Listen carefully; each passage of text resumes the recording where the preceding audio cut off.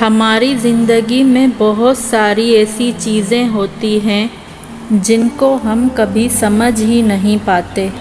جیسے قرآن میں اللہ نے یہ نہیں فرمایا کہ قیامت کے دن نیکیوں کو گنا جائے گا، بلکہ یہ فرمایا ہے کہ نیکیوں کو تولا جائے گا۔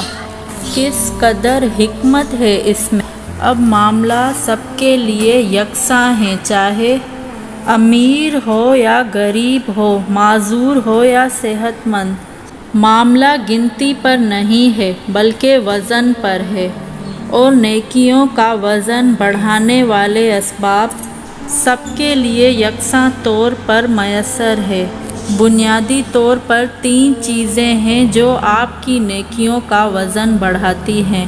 سب سے پہلی چیز نیت ہے۔ ہمیشہ یاد رکھیے گا، ہر کام صرف اور صرف اللہ کی رضا کے لیے ہو۔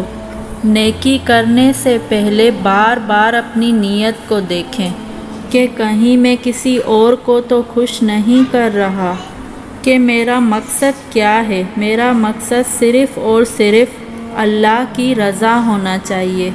اور دوسری چیز طریقہ ہے۔ اسلام اتنا کامل ہے کہ بیت الخلاء سے بیت اللہ تک کے سارے طریقے آپ کو بتا چکے ہیں۔ جب نیکی کرنے لگیں تو یہ ضرور دیکھیں گے کہ اس کے لیے اللہ کا کیا حکم ہے اور رسول اللہ صلی اللہ علیہ وآلہ وسلم کا کیا طریقہ تھا۔ یہ آپ کی نیکی کا وزن اور بھاری کر دیتی ہے۔ تیسری چیز ہے قربانی۔ آپ جو نیکی کرنے لگے ہیں اس کے لیے آپ کو کس قدر قربانی دینی پڑی ہے، اس میں آپ کے لیے کس قدر جانی اور مالی تکلیف ہے۔ یہ تکلیف و مشقت جتنی زیادہ ہو اتنی ہی نیکی بھاری ہوگی۔ مثلاً ایک بھوکا شخص اپنی ضرورت کی روٹی صدقہ کر دے تو اس کا ثواب کسی ارب پتی کے چلائے ہوئے لنگر سے زیادہ ہوگا۔